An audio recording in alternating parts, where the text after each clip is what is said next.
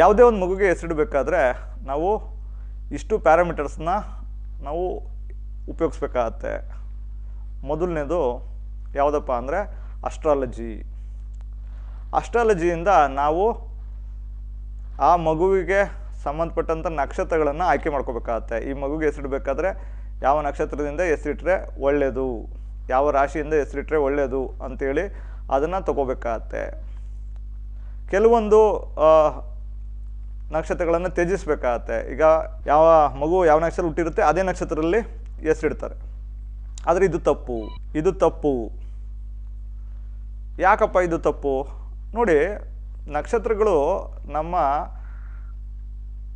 ಕರ್ಮವನ್ನು ಸೂಚಿಸ್ತವೆ. ಅಂದರೆ ನಾವು ಈ ಜನ್ಮದಲ್ಲಿ ಈ ನಕ್ಷತ್ರ ಹುಟ್ಟಿದ್ದೀವಿ ಅಂದರೆ ಅದು ಆ ನಕ್ಷತ್ರ ವಿಂಶೋಪಾಕ ಅಂತ ಬರುತ್ತೆ. ಅಂದರೆ ವಿಂಶೋಪಾಕದಲ್ಲಿ ಬರುತ್ತೆ, ಕರ್ಮ ವಿಂಶೋಪಾಕದಲ್ಲಿ ನಾವು ಏನು ಕರ್ಮ ಮಾಡಿದ್ವಿ, ಆ ಕರ್ಮಕ್ಕೆ ಈ ಜನ್ಮದಲ್ಲಿ ಏನು ಶಿಕ್ಷೆಯನ್ನು ಅನುಭವಿಸ್ತೀವಿ ಹಾಗೂ ಅದಕ್ಕೆ ಏನು ಪರಿಹಾರ ಅನ್ನೋದನ್ನು ಕರ್ಮ ವಿಂಶೋಪಾಕದಲ್ಲಿ ಹೇಳ್ತಾರೆ. ಹಾಗಾಗಿ ನಕ್ಷತ್ರಗಳು ನಮ್ಮ ಕರ್ಮವನ್ನು ಸೂಚಿಸ್ತವೆ. ಈಗ ಉದಾಹರಣೆಗೆ ರಾಹು ನಕ್ಷತ್ರದಲ್ಲಿ ಅವ್ರು ಜನನ ಆಗಿದ್ದರೆ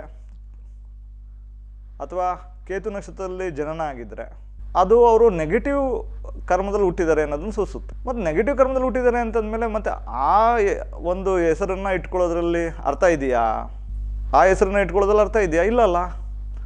ಸೊ ಹಾಗಾಗಿ ನಿಮ್ಮ ಮಗುವಿನ ಒಂದು ಮಗುಗೆ ಏನು ಶುಭ ಯೋಗಗಳಿದೆ ಆ ಶುಭ ಯೋಗಗಳನ್ನ ಪಡ್ಕೊಳ್ಳೋದಕ್ಕೆ ಯಾವ ನಕ್ಷತ್ರದಿಂದ ಹೆಸರಿಡಬೇಕು ಆ ಪ್ರಕಾರ ಹೆಸರಿಡಬೇಕಾಗತ್ತೆ. ಈಗ ನೀವು ಅರ್ಥ ಮಾಡ್ಕೊಳ್ಳಿ, ನಿಮ್ಮ ಮನಸ್ಸಿನಿಗೆ ಬಂದಾಗ ಹೆಸರಿಡೋವಾಗಿಲ್ಲ. ಮಗುವಿಗೆ ಇರ್ತಕ್ಕಂಥ ಯೋಗಗಳೇನು, ಆ ಮಗುವಿಗೆ ಇರ್ತಕ್ಕಂಥ ಶುಭ ಯೋಗಗಳೇನು, ಆ ಶುಭ ಯೋಗಗಳಿಗೆ ಅದು ಪಡ್ಕೋಬೇಕು ಅಂದರೆ ಯಾವ ನಕ್ಷತ್ರದಲ್ಲಿ ಹೆಸರಿಡಬೇಕು ಆ ನಕ್ಷತ್ರದಲ್ಲಿ ಹೆಸರಿಟ್ಕೋಬೇಕಾಗತ್ತೆ. ಅದೇ ಥರ ಮಗುಗೆ ಅಶುಭ ಯೋಗಗಳು ಇರ್ತದೆ. ಯಾರಿಗೆ ಆದ್ರೂ ಎರಡೂ ಇರುತ್ತೆ. ನಾವು ಶುಭ ಯೋಗಗಳನ್ನ ಪಡ್ತಕ್ಕಂಥ ನಕ್ಷತ್ರಗಳ ಹೆಸರಿಟ್ಟಾಗ ಅಶುಭ ಯೋಗಗಳು ದೂರ ಆಗುತ್ತೆ. ಶುಭ ಯೋಗಗಳನ್ನ ಕೊಡ್ತಕ್ಕಂಥ ಗ್ರಹ ಯಾವುದು ಆ ಗ್ರಹದ ನಕ್ಷತ್ರಗಳಲ್ಲಿ ಹೆಸರಿಡಬೇಕಾಗತ್ತೆ.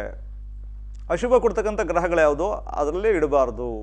ಸೊ ನೀವು ಹೆಸರಿನ ಮೊದಲ ಅಕ್ಷರವನ್ನು ಆಯ್ಕೆ ಮಾಡ್ಕೋಬೇಕಾದ್ರೆ ಮಾಡ್ತಕ್ಕಂಥ ತಪ್ಪೇನಪ್ಪ ಅಂದರೆ ಅದು ಜನ್ಮ ನಕ್ಷತ್ರ ಪ್ರಕಾರ ಹೆಸರಿಡೋದು. ಇಲ್ಲ, ಅದು ತಪ್ಪು. ಹೆಸರಿಡಬೇಕಾದ್ರೆ ಫಸ್ಟು ಜಾತಕದ ಪ್ರಕಾರ ಮಗುವಿನ ವ್ಯಕ್ತಿತ್ವವನ್ನು ವಿಶ್ಲೇಷಣೆ ಮಾಡಬೇಕು. ಆ ಮಗುವಿನ ವ್ಯಕ್ತಿತ್ವ ಹೇಗಿರುತ್ತೆ, ಆ ಮಗುವಿನ ಹಾವಭಾವ ಹೆಂಗಿರುತ್ತೆ, ಅದರ ನಡೆನುಡಿ ಹೆಂಗಿರುತ್ತೆ ಅಂತ. ನಂತರ ಅದಕ್ಕೆ ಹೊಂದಾಣಿಕೆ ಆಗಂಗೆ ಹೆಸರಿಡಬೇಕು. ಹಾಗೂ ನಾವು ಮಗುಗೆ ಹೆಸರಿಡಬೇಕಾದ್ರೆ ಗಮನಿಸಬೇಕಾಗಿದ್ದೇನೆಂದರೆ, ಈಗ ನಾವು ಮಗುಗೆ ಹೆಸರಿಡ್ಬೇಕಾದ್ರೆ ಮಗುಗೆ 1 ವರ್ಷ ಇರುತ್ತೆ. ಆದರೆ ಆ ಮಗು ಬೆಳೆದು ದೊಡ್ಡದಾದಮೇಲೆ ಒಂದು ಕಾಲೇಜಿಗೆ ಮುಗಿಸಿ ಅದು ಕೆಲಸಕ್ಕೆ ಹೋಗುತ್ತೆ, 25 ವರ್ಷಕ್ಕೆ ಕೆಲಸಕ್ಕೆ ಹೋಗುತ್ತೆ. ನಾವು ಇಡ್ತಕ್ಕಂಥ ಹೆಸರು 25 ವರ್ಷ ಆದಮೇಲೆ ಅದು ಆಭಾಸ ಆಗಿರಬಾರ್ದು. ಅಂದರೆ ಅದನ್ನು 25 ವರ್ಷ ನೀವು ಮುಂದಾಲೋಚನೆಯಿಂದ ನೋಡಬೇಕು. ಅಂದರೆ 25 ವರ್ಷ ಆದಮೇಲೆ ಅದು ಮಗುಗೆ ಅದು ಹೆಸರು ಯಾವ ಥರ ಫೀಲ್ ಆಗುತ್ತೆ, it feel good or not, ಇದನ್ನು ಯೋಚಿಸ್ಕೊಂಡು ನೀವು ಹೆಸರನ್ನಿಡಬೇಕಾಗತ್ತೆ.